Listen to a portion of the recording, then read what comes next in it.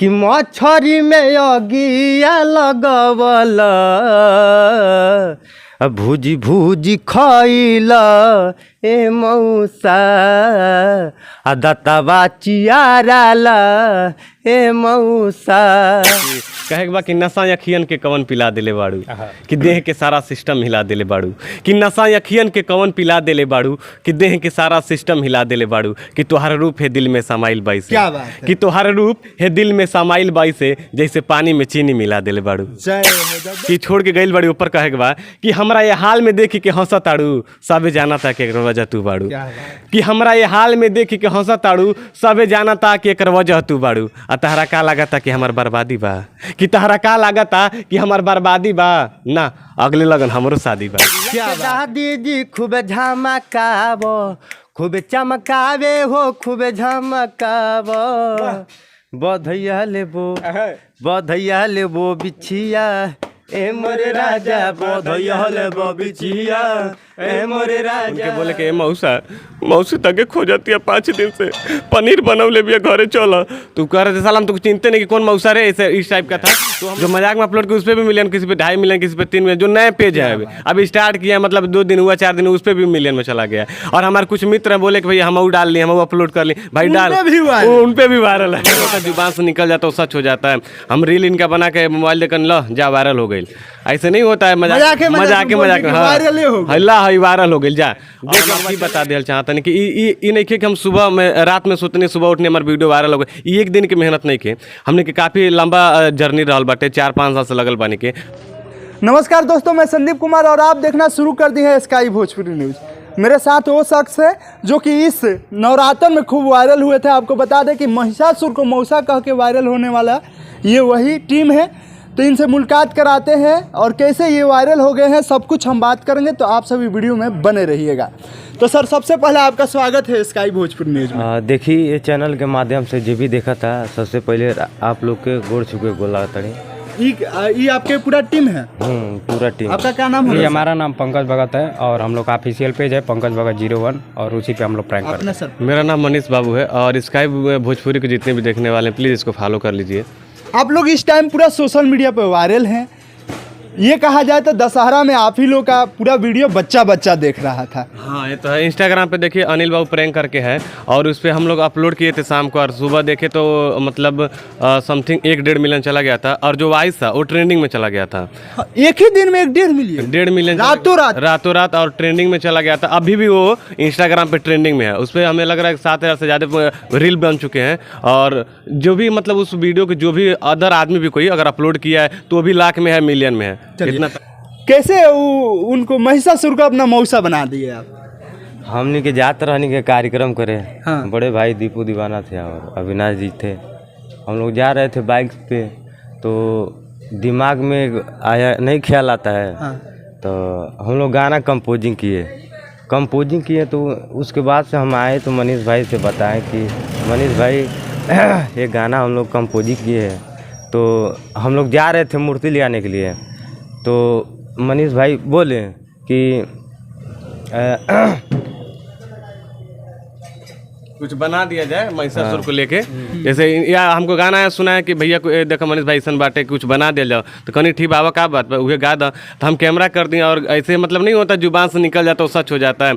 हम रील इनका बना के मोबाइल देखकर लो जा वायरल हो गई ऐसे नहीं होता है। मजाक वायरल हो गई जा देख के बाद चले गए एडिट करके डालें शाम को डालें। उसके बाद सुबह हमको फ़ोन किए हम 7-8 बजे तक सोए थे अभी तो फ़ोन किए कि मनीष भाई तो कहीं हाँ वैसे सोतले हाँ बोला तो वीडियो वायरल हो गई। कहनी कौन वाला तो कहता महिषासुर वाला तो कहनी अच्छा ठीक बा तो उतना हम हल्के में ले लिए। अच्छा ठीक है तो फिर कह रहे हैं कि इंस्टा पे ट्रेंडिंग में आ गई बा तो फिर हमारा नींद खुलल भाई अच्छा लगेगा हर कलाकार के कि अपन मेहनत अगर सफल हो जाला तो अच्छा लगेगा।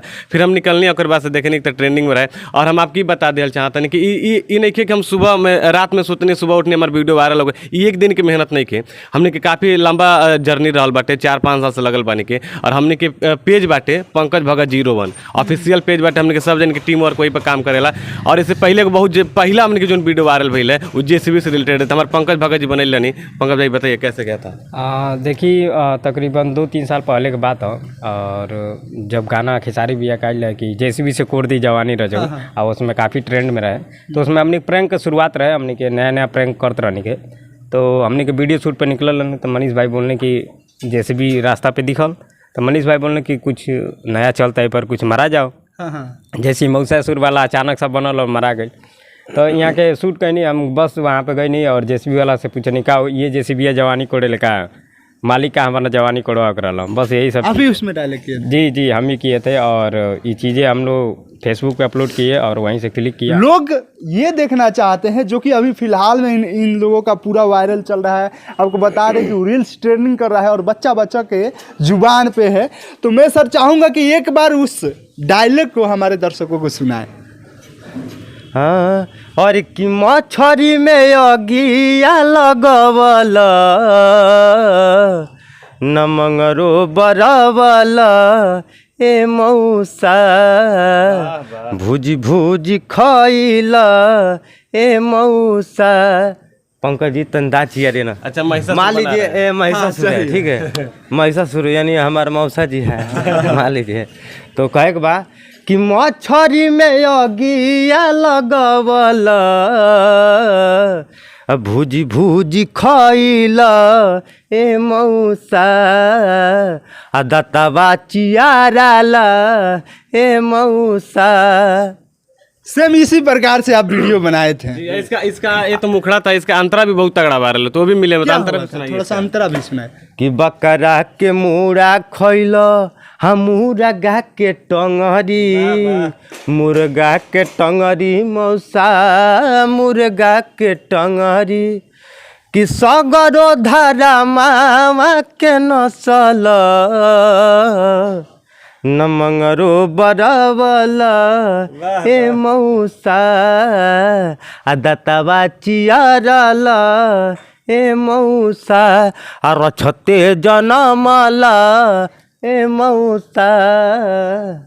सेम यही अदा थी जो लोगों को फिदा कर दी है। आपको बता दें कि इनका कितना मिलियन जी गया है? अभी तो 14 मिलियन हो गया है और उस पर रील अभी कम से कम हमें लग रहा है 5000 प्लस बन चुका है। अभी भी ट्रेंडिंग में है, अभी भी ट्रेंडिंग में चल रहा है। ये पहला इनका रील्स नहीं है कि जो वायरल हुआ है, तमाम रील्स और हमेशा इन लोगों का वायरल होते रहता है। वायरल होने के लिए तो मेरा हर वीडियो पेज पे है, पंकज भगत पे हर वीडियो मतलब लाख में है, मिलियन में। बट अगर कहा जाता है ना कि बड़े पर्दे पे, जैसे कि अब क्या होता है कि बड़े पर्दे कहने मतलब कि बड़े प्लेटफॉर्म पे जैसे अब हर कोई जान जाए, उस टाइप का हम लोग 6 महीने पे एक ना एक वैसे वायरल हो ही जाता है।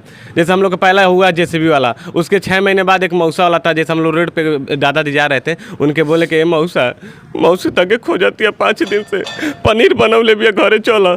तो कह रहे थे साला हम तो चिंते नहीं कि कौन मौसा रे, ऐसे इस टाइप का था। तो हम लोग का लॉन्ग वीडियो चला था, उस पर 11-12 मिलियन, और हम लोग शॉर्ट बना के जो डाले थे वो चला था 16 मिलियन, 17 मिलियन, 18 मिलियन, इस टाइप का।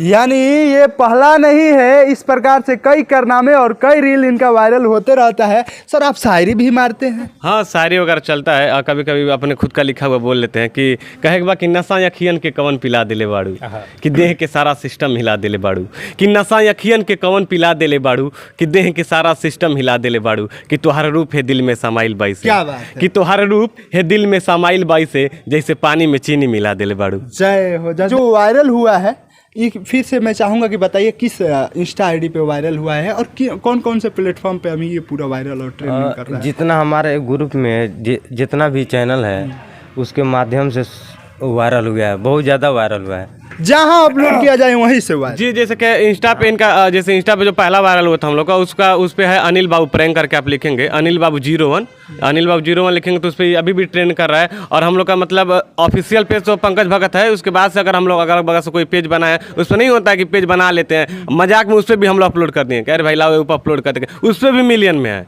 जो मजाक में अपलोड किया उस पर भी मिलियन, किसी पे 2.5 मिलियन, किसी पे 3 मिलियन। जो नए पेज है अभी स्टार्ट किया है, मतलब 2 दिन हुआ 4 दिन, उस पर भी मिलियन में चला गया। और हमारे कुछ मित्र हैं बोले कि भाई हम डाल लिए, हम अपलोड कर लिए, भाई डाल, उन पे भी वायरल है। जो भी डाले हैं वीडियो को सब करे पर आप लोगों को आपत्ति नहीं होता है? ना, कितना आप लोग खुश हैं? बहुत खुश बाटे।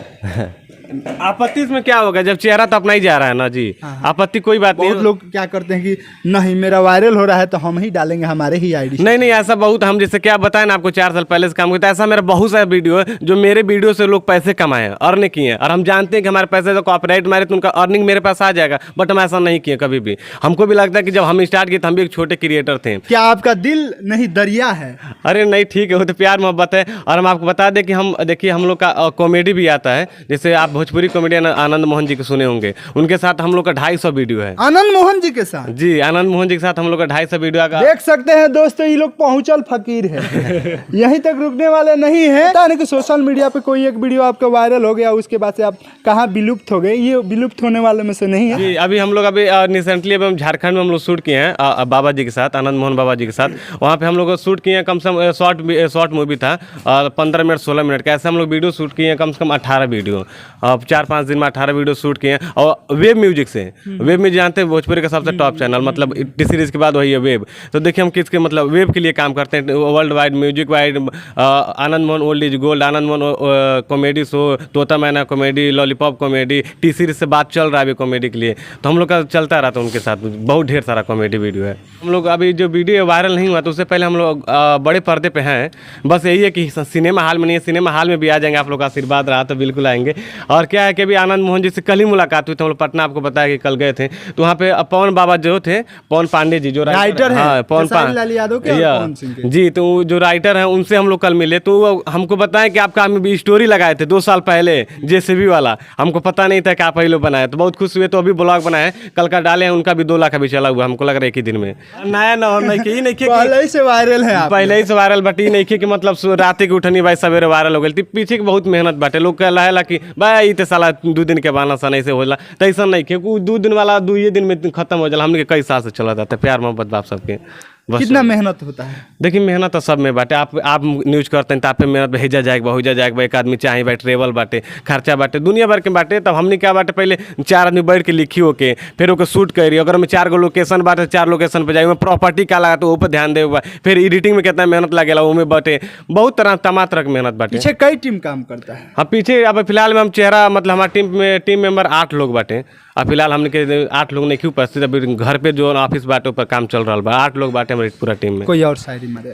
कहे के बा कि हमरा ये हाल में देखी के हंस ताड़ू कि छोड़ के गई बड़ी ऊपर, कहे के बा कि हमरा ये हाल में देखी के हंस ताड़ू सबे जाना था कि एकर वजह तू बाड़ू, कि हमरा ये हाल में देखी के हंस ताड़ू सबे जाना था कि एकर वजह तू बाड़ू। आ तहरा का लागता कि हमार बर्बादी बा, कि तहरा का लागता कि हमार बर्बादी बा, ना अगले लगन हमरो शादी बा। क्या बात है, क्या बात है सर कोई गाना गा दीजिए। सिंगर भी है क्या आप? पहले बहुत अच्छा गाते हैं। सिंगर भी है? नहीं, सिंगर हैं लेकिन तुम जो नहीं खे जैसे पॉपुलर नहीं खाता, तनी वाला। चलिए तनी वाला हाँ, हर कि तोरा बिना दुनिया बिरान लागे गोरी रे, जियते शरीरिया बेजान लागे गोरी रे, कि तोरा बिना दुनिया बिरान लागे गोरी रे। नजारा न तोरता नजरिया का होई रे, भूल गइलू प्यार ता उमरिया का होई रे, भूल गइलू प्यार ता उमरिया का होई रे। क्या बात, जिंदगी अर्थी उमा शमशान लागे गोरी रे, कि तोरा बिना दुनिया बिरान लागे गोरी रे। वाह, बहुत सुंदर, बहुत अच्छा, बहुत अच्छा। खुशी वाला। जब शुरुआती दौर हुआ था, जब आप लोग स्ट्रगल कर रहे थे, नए नए इस प्रकार के कंटेंट लाना शुरू किए थे, उस टाइम लोगों का रिएक्शन क्या था? गांव के लोग कहे कि बौरा गेल भाई, देखा तनी कहियो पिटाई का करी। जैसे क्या होता है हम लोग एकदम डायरेक्टली ना, मतलब जैसे दादाजी चल रहे हैं